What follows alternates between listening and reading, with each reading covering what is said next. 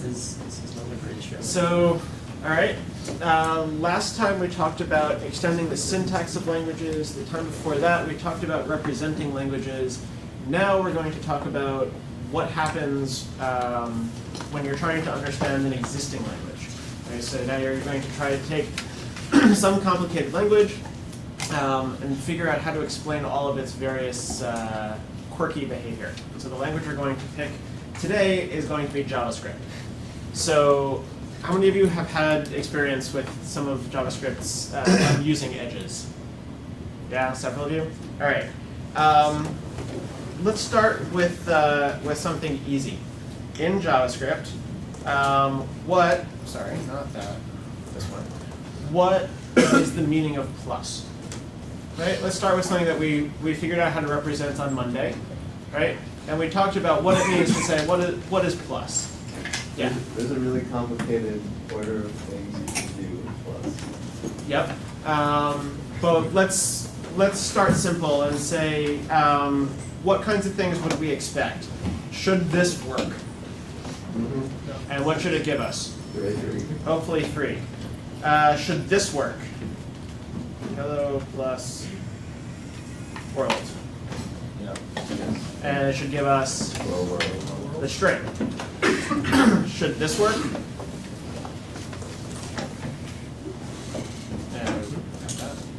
Or 5. It depends on your opinion, but it will. Okay, so it will do something. Whether that's working or not is a matter of opinion. But what will the answer be in this case? The string hello 5. What happens if I do 5 plus hello?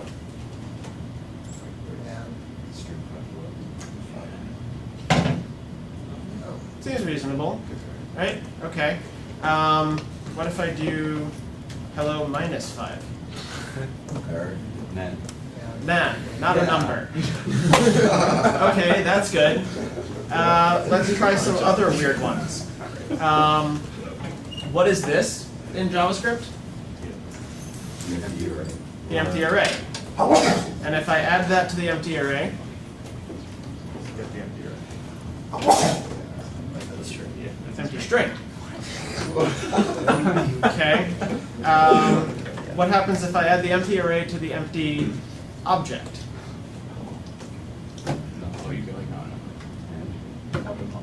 Okay, so we have a whole variety of options here between strings and not a numbers. Right. Okay. Well, hopefully, addition ought to be mostly commutative. That gives the number 0. And now finally, if I write this, what do we think happens? Empty array. No, that's not a number, obviously. So what on earth is going on here? And how is it that this one operator can give us string concatenation, arithmetic up above, concatenation plus turning a number into a string, not a numbers, other strings, and further not a numbers? What on earth can be going on here? Right? What are the language features that combine to give us this behavior? One thing that's interesting with the last 4 is that when the array's on the left, it tries to make a string, and when the object's on the left, it tries to make a number. Yeah, except that it's not actually an object on the left. Go figure. The empty brackets aren't an object. No, because it turns out they're in statement position. So that's actually the empty statement. And this is equivalent to saying, I want the numeric version of this array, or the numeric version of this object. So even though syntactically they look the same, they parse completely differently. So that's not even a binary plus in the last 2. No, this isn't even binary plus, even though it looks like it. Obvious, right? Sometimes syntax kind of does matter, in that it will snarl you up. Okay? But the point that I want to get at here is that if we want to understand even plus in this language, there's clearly a lot of work that we're going to have to do. Okay? So putting plus to the side for the moment, what are some of the useful and interesting features of JavaScript as a language? Right? We know that it has functions. Clearly it has numbers and strings. And although I haven't shown how they work yet, it has arrays and it has objects. And clearly objects have some kind of behavior, because something that looks like it has no contents can turn into a non-trivial string. Right? So where does all of this come from? Right? What else do we have in JavaScript? Any ideas? What features have you guys used? Higher order procedures. Higher order functions, okay. Anonymous function. Same thing, basically, right? Anonymous functions, first class functions, higher order functions, that's all sort of one constellation of features. How do you build objects in this language? Prototypes. Prototypes, what are those? They're the precursors to object orientation. Okay, I'll translate as they're the buzzword to buzzword. What does that actually mean? So we're looking at JavaScript, and some of the features that we have are first class functions. Right? We have numbers, strings. We have booleans, so we'll throw those in the mix as well. And then we've got objects. And these things have something called prototypes. Okay, so what are prototypes?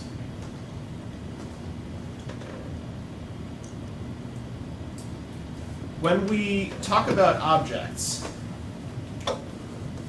the question is sort of how to contrast this design, prototypes, the thing that JavaScript uses, versus other object systems. Okay? So the objects that we talked about in class a week ago were fairly straightforward, right? We said that objects simply were what?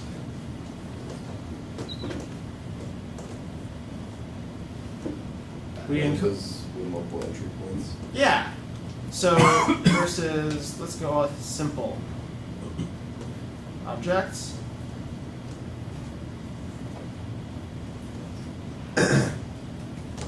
And the intuition here was functions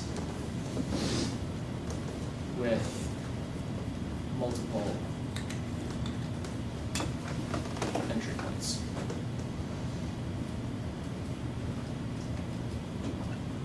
Okay? So what does that mean? I mean, say a little bit more about that.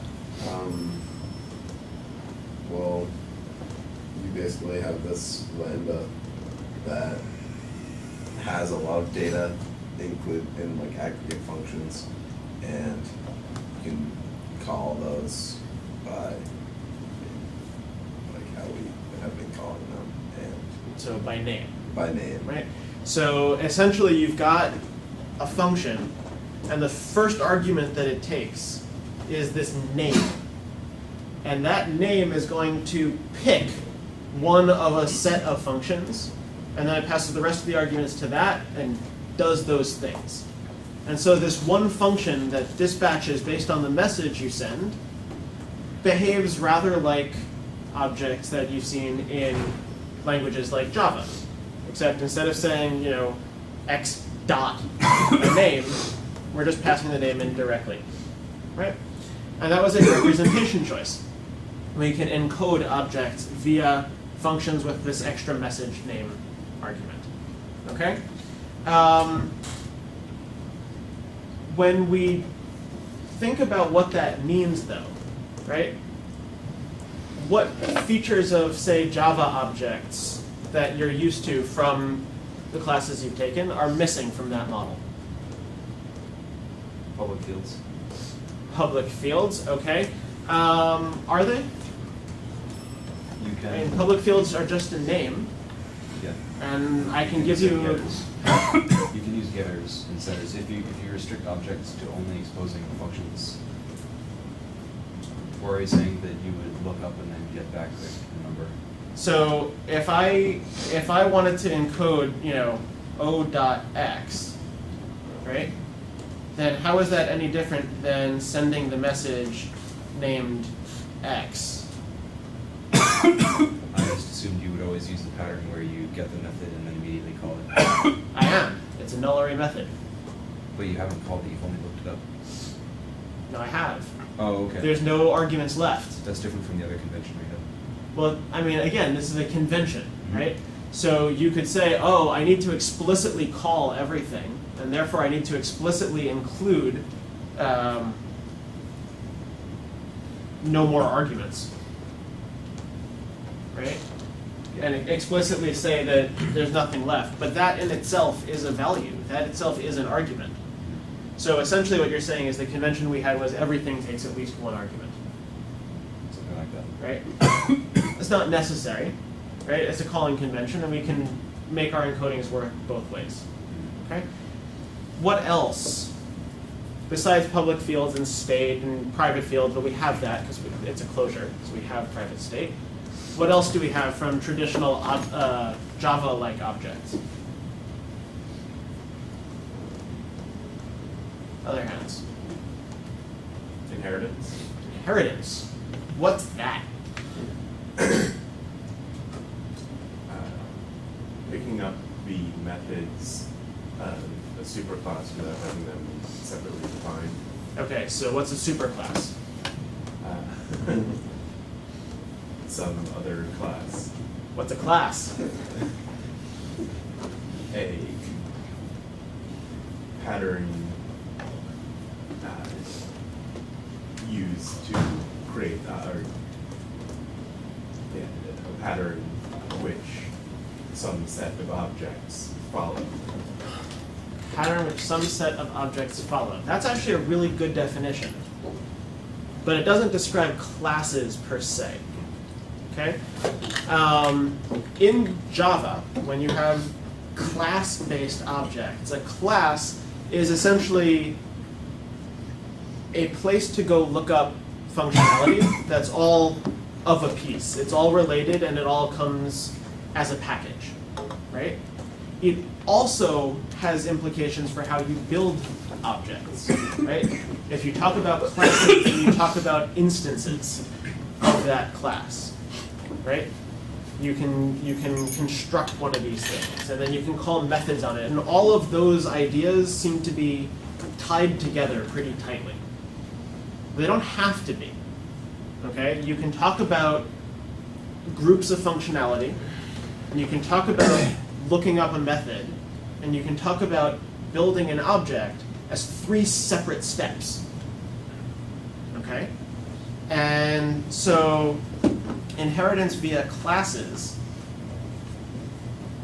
the Java style, sort of conflates all of these pieces. Inheritance via prototypes, the way JavaScript tends to do it, breaks those ideas apart. Okay?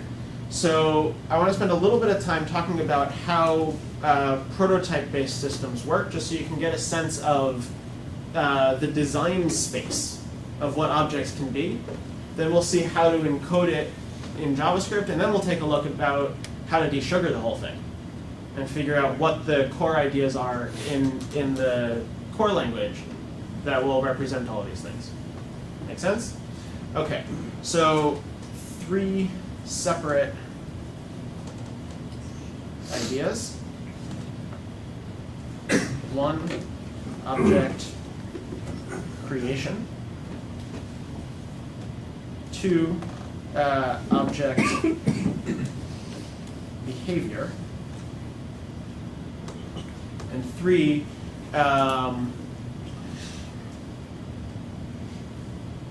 object lookup, right? Trying method resolution, right? Trying to find a given function. So method resolution.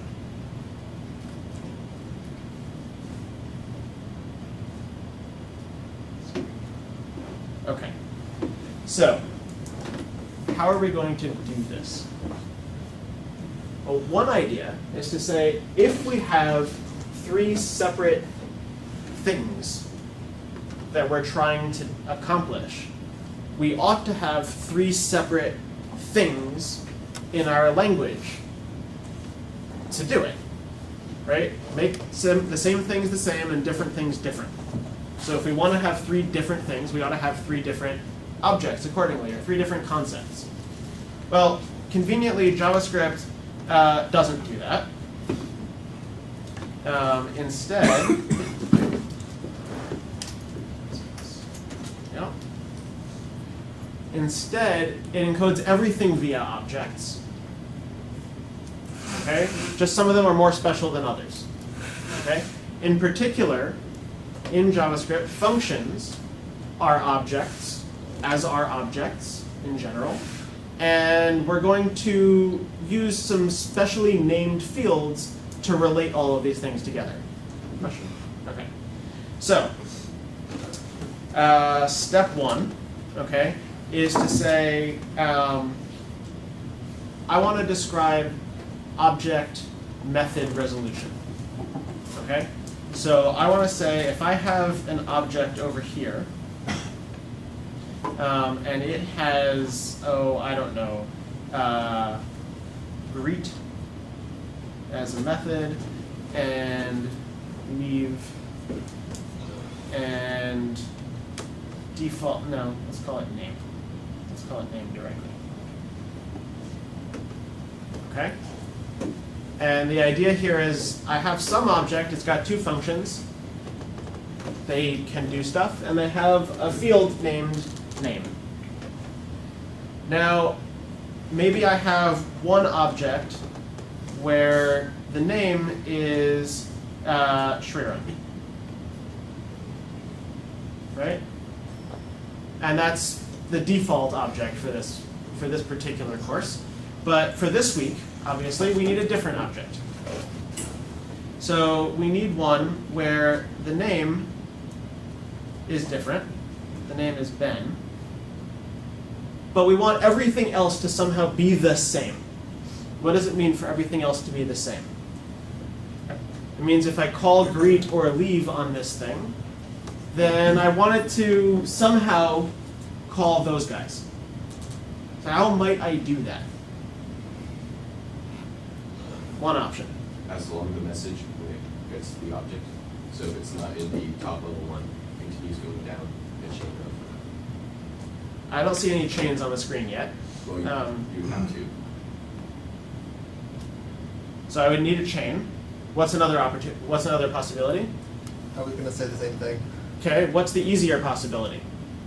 Rewrite it. To a mixin. Too complicated. Easier. Copy it all. Copy it. All right, here's greet.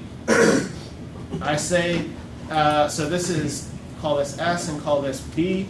And so I'll simply say B.greet equals S.greet. And B.leave is equal to S.leave. And so this is some value over here. I don't know what it is. There's one over here. And so now I'm literally just copying these values. Right? That's one way to do it. Seems kind of tedious, right? Because I have to know all of the names here. I need to make sure that I copy them all over. So let's not do it that way. Instead, so if I have the object here, greet, leave, and name,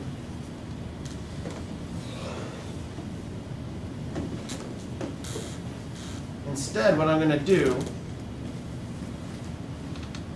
is I'm going to create one special field in this object, and it's going to have a special name called __proto___. That's, a sufficiently weird name that hopefully you won't type that by accident. If you do, you can get really serious bugs. In fact, we found a denial of service bug on Google Docs a couple months ago, where if you typed that word into your document, the whole page would freeze. Because they forgot to sanitize, because they forgot to actually check the full semantics of the language.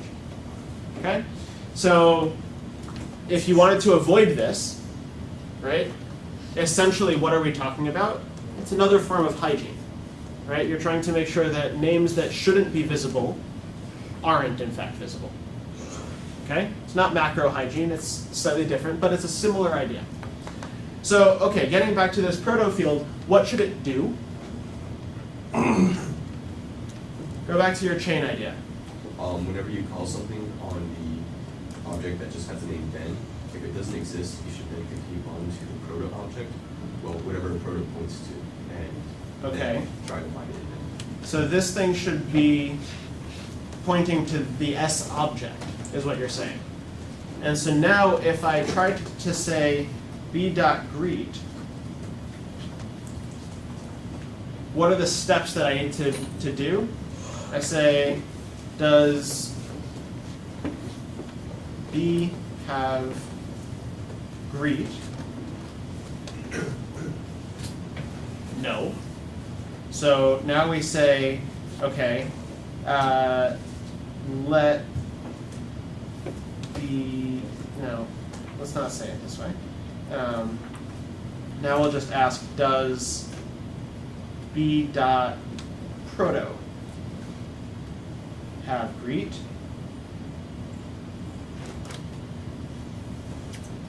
Yes. So call that. On what in particular? On B. On B. Right? So even though the object that we looked up eventually to find this method is this one, the object that we're calling it on is this one. That's weird. Right? That's not something that you would ever expect to see in a class-based language, because the object that you call a method on is the object that has the method. Period. Right? There's none of this weird chaining going on. Now, by symmetry, if this object has a proto field, presumably this one does too. Right? I just forgot to write it. So what do we think the default proto field has here?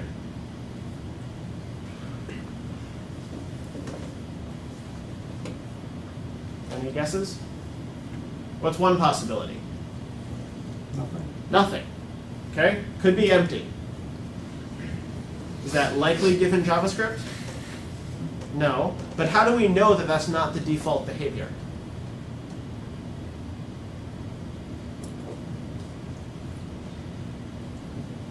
Because if we start with the empty object, somehow or another, there's some default behavior going on. So what we actually need is one more object here. Okay? This one is called object. Object is an object, amazingly enough. And it has various behavior, including something called toString, which says, how do I represent myself as a string?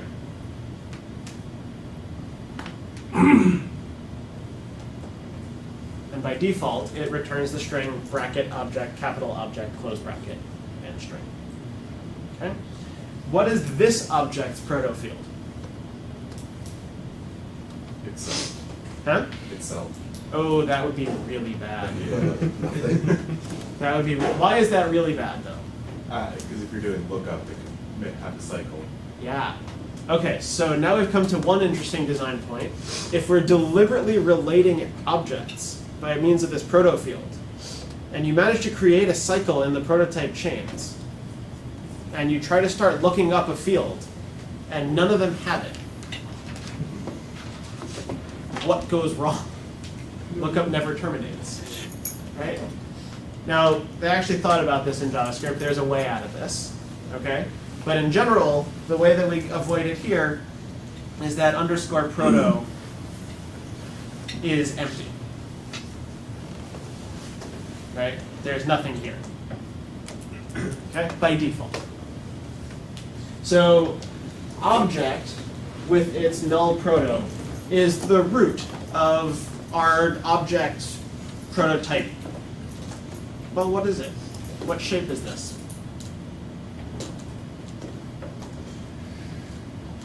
Big graph. Okay, can we be more specific than a graph? You direct a cyclic graph. Can we be more specific than a DAG? Tree. It's a tree, right? Because any given object has one parent, always, right? And that means that from any given node to the root of this thing is unique. There's one path. That is the definition of a tree. Okay? Now it's a reverse tree, right?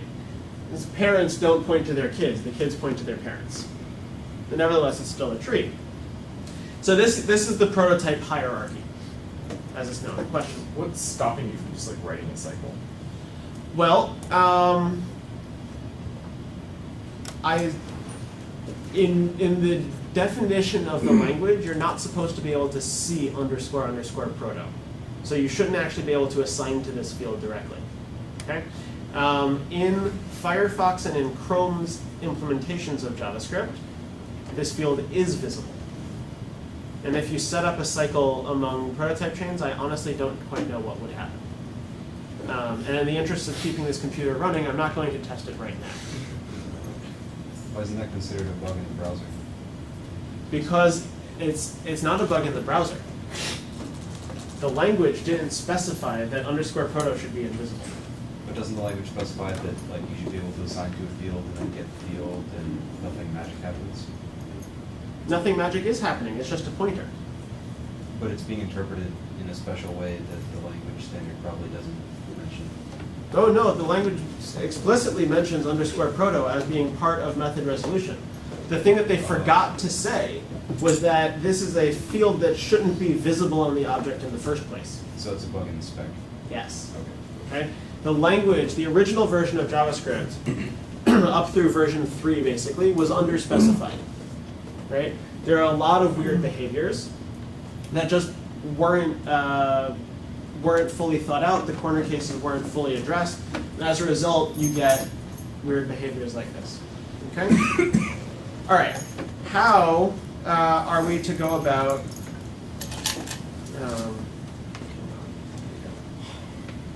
so now that we have a notion of prototype chains, right? That was step 1, was looking up properties. Now the next question is, how do we build objects? There's 2 ways to build objects, right? So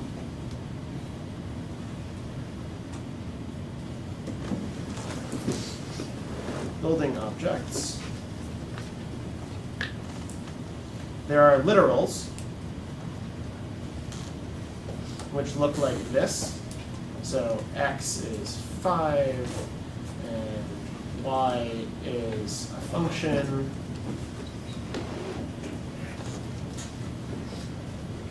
And so on, right? And you can just explicitly write this down in the language. Or you can do something that looks a little bit more like traditional class-based languages, and you want to say, I want to call a constructor. Okay? So I want to say x equals new foo for some class, right? Well, where do I define foo? Somewhere it's actually, it looks like this. Function foo. And now in here we can do things like say, I don't know, this dot name equals a foo. All right, there's several magic things going on around here. One is I've just introduced this new idea of this. And I haven't told you where that comes from or what it's pointing to. And 2, how is it that we've managed to repurpose a general function as something that can magically create a new object? right? We know what functions look like. We've had those already. So somehow or another, the fact that we're calling foo differently because of this new keyword changes its semantics. Okay? So, constructor functions. Excuse me. So now we've seen 3 kinds of objects already. We've seen functions that we're going to use to construct things. We've seen prototypes over here, right? That we can hook objects together. And then finally, we've seen instance objects, which are, you know, what you would normally consider to be objects, the bottom of your chain, right? So how do these things all relate, right? What are the implicit mechanisms in the language that put all these pieces together? Well, the idea is basically we need to look at the meaning of new in the spec, right? And say, oh, well, when you make a function call, if it's called via new, then, here's what we're going to do. We're going to construct a blank object.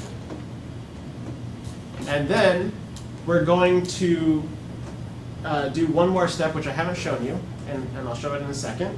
And then we're going to call foo, the function you specified. But we're going to specify that this object is the blank object that we just created instead of the default one that currently exists. Okay? So that was a little bit hand-wavy, right? But this behavior can be fully specified. Okay? So the last thing that I want to show in handwriting, and then we'll actually take a look at some of the desugaring code and see how this all gets implemented, is to just point out sort of a schematic of how these 3 object types fit together. Okay? Over here, we're going to have foo, and it is a function. Okay? This is the constructor function. Over here, we're going to have what I'm going to call a proto-foo, which is going to be the default prototype for foo-shaped objects. And then we're going to have individual instances over here, which I'll call a foo, and these are instances. These are prototypes.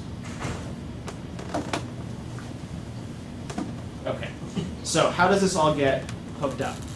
If I want to say that a foo is connected to proto-foo, right? That its prototype should link up, right? Then we know how to do that. We set the underscore proto field to this object. Okay? How does calling the foo function know this? How does it know which proto to set up for us when we're calling new? Because there's a field here called prototype, which also points to this object. And so what new actually does, let's do this in red. If I say a foo equals new foo, then we're going to make things such that a foo dot proto is equal to foo dot prototype.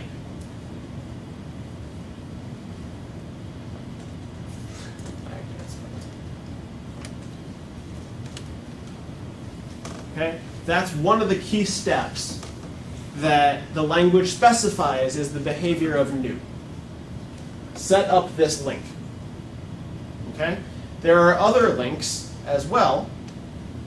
In particular, there's a reverse link from the prototype object to its constructor.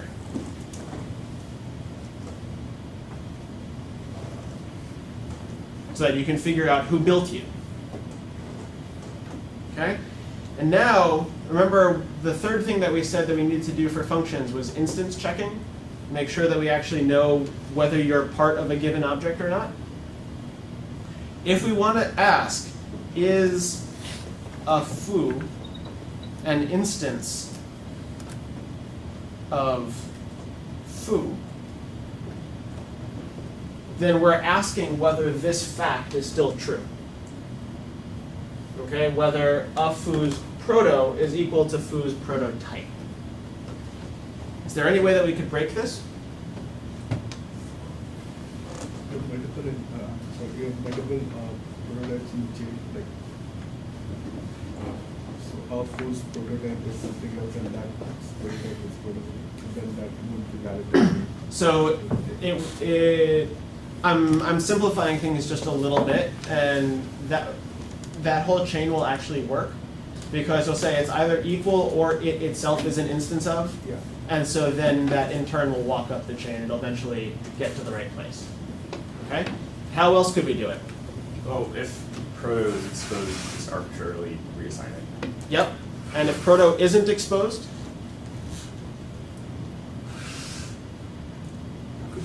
Could you not end up still infinite looping in the cycle, constructor to prototype to constructor to prototype? no, that's just a cyclic object graph, but those fields aren't being used for method lookup. Okay. So that's okay. You're on the right track, though, about trying to break this thing. So if proto were exposed, we could reassign it and then break the association, right? But even if proto isn't exposed, prototype is. And so, for example, you can find some amusing short snippets online where you'll have a function called, I don't know, cat, right? And you'll create a cat. And then there's another function called dog, and you'll create a dog. And then you'll set dog's prototype to be cat's prototype.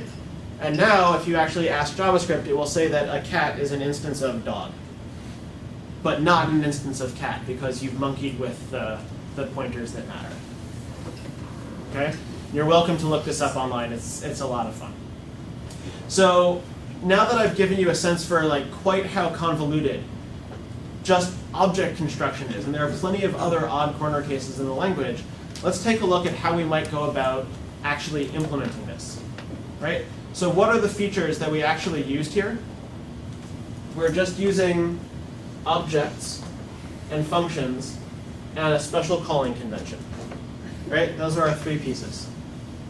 So let's assume that we figured out how to desugar objects already.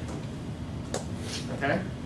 Reasonable assumption. That's, it's its own piece of the language. We saw a representation of that last week. How are we going to distinguish these two calling features? Right? One is the normal call, and one is call, but oh, by the way, we're setting up this parameter somehow. Well, we have two options, right? We can implement function calling twice over. Once that calls the function, and once that sets up to this parameter and calls the function. That seems rather dangerous because they could be ever so slightly different, right? And you could get them ever so slightly out of sync.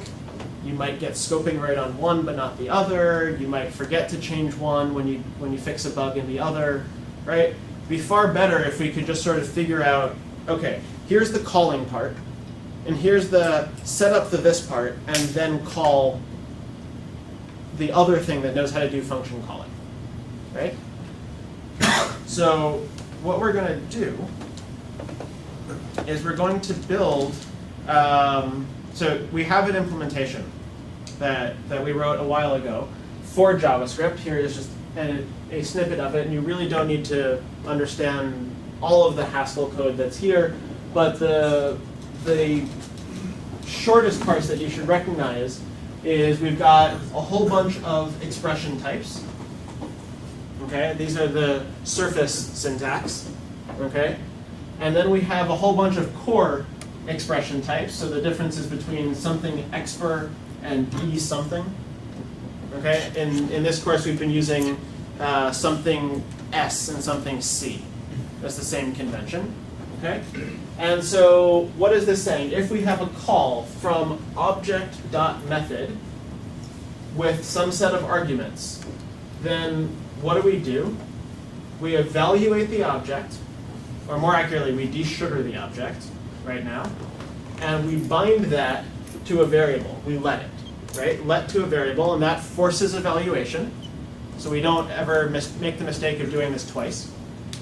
And then we're going to get the method field off of this object, and then finally, we're going to apply that result to desugaring all the arguments.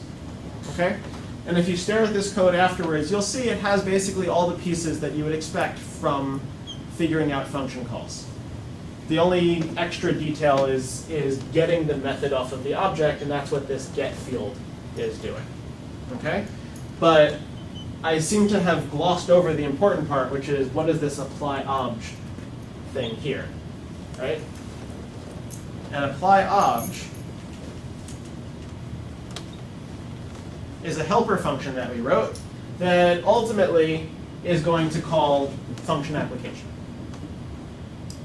Okay?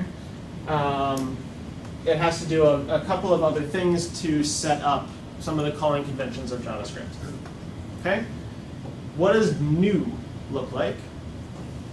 We said new is almost the same thing as a regular call, except it also has to set up this, right? Let's take a look at where that is. So a new is going to say, okay, here's my constructor function, and I've got the various arguments to it, which I'm going to package up in the way that JavaScript requires. And now I'm going to call new direct. Now that I've built all of the pieces, now I can go and actually do the call. And what does that do? It says, okay, I have the constructor, I have the argument object, I'm going to call this weird function called @newDirect. Seems like I've pushed the burden off yet another step, right?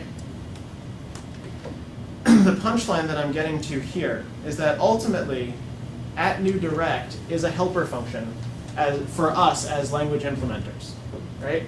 It lets us say, you know what, the important parts of this is just making sure that we eventually get to a call.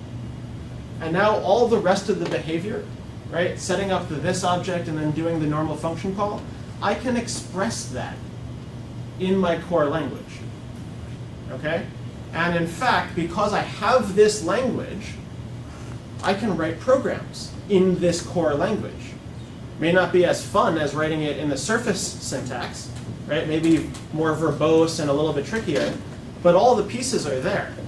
So what I can do is I can write an entire environment file that just contains a whole bunch of convenient helper functions for me. And the idea is that instead of having to hard code this into my desugaring function, I can have my desugaring function expect this as the runtime library and just call these things. So what do we have? Well, we've got an object prototype and a function prototype, and we have something that can turn anything into an object, and there are things to turn anything into a string, and lo and behold, we have the algorithm for calling new. So what is it going to do? Well, it does a whole bunch of stuff, but here we go. We're going to get the prototype field, and we'll make sure that it's the right thing. If it isn't an object, then we'll use the default object. Then we're going to build the new object, and we're going to set up the proto field right here. Right? This is, we're not spelling it the same, but this is underscore proto. Right? So here's all of our machinery for building the right object, and then finally, when we get done, we're going to actually make the call right here. So here's our constructor function, and we're going to call, well, we hide the function part inside this hidden field in the object. Here's the this parameter. It's the new object that we just promised. Here's all the arguments that we promised, okay? So the key idea here is that you didn't have to write this entire block of code in abstract syntax in your desugaring function. It's easier to express a complicated algorithm like this in a helper function in a real language, like your core language that you're busy designing. Okay? So to connect all the pieces, just to sort of recap the flow that we have JavaScript. It's got this rather interesting object system. The object system contains 3 pieces or 3 roles, right? You've got constructor functions, prototype objects, and then instances of those. And the way that you construct these things requires this fairly intricate control flow up until you actually make the call to the function that does the construction. Now, if you had to do all of that setup by hand in your desugarer, it would be a little bit annoying. Conveniently, you've been designing a core language that lets you express these desugared programs, and that language is flexible enough that you can express this entire algorithm directly. Okay? So the takeaway is when you're designing, when you're doing your implementations of Python or any other languages that you're working on, if you're following this desugaring style of understanding languages, keep in mind that you are building yourself yet another tool, that core language. And you as the language implementer should take full advantage of that because it makes your life an awful lot easier. Any questions? So, yeah, I've got expertise on the brain. So this, you created something to parse this into your core language? Yes. Okay. Now, in Racket's case, it's just an S expression, right? So it's pretty trivial to parse. Mm-hmm. But yes, we have a parser for this syntax. And the idea here is that this syntax corresponds directly to the core syntax of the JavaScript that we care about. Okay? So that's Haskell, but This one isn't Haskell. that's not Haskell. No. This is a syntax that we made up for our core language for JavaScript. Why? Okay. Is there a reason you wouldn't? Okay, so if you wrote your core language in JavaScript, like if you just wrote that with JavaScript syntax, then you'd have problems because you're using names for things that would conflict with the core language itself. Well, so slightly. I mean, we could use JavaScript syntax just about. Keep in mind that JavaScript syntax doesn't mean that we're interpreting it as JavaScript, right? So concrete syntax doesn't matter. We picked a syntax here that looks remarkably similar to JavaScript, but is a little bit more permissive in terms of variable names, precisely so that mnemonically it looks like JavaScript, but isn't. Okay, so that the names don't conflict. Well, you can pass an arbitrary string to an object in JavaScript, so how do you make sure that these don't conflict? Has an arbitrary string to an object. Using square brackets, you can Yep. use fields with names that include $, or @.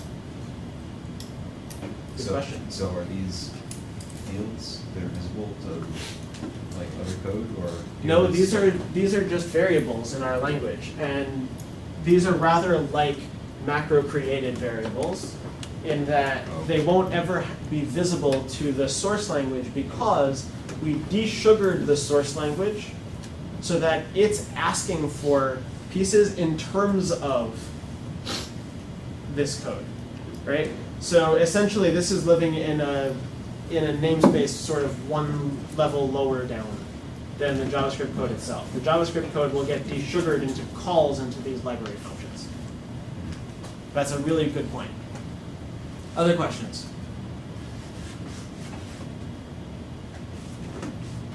All right. Enjoy the weekend, and we'll see you next week.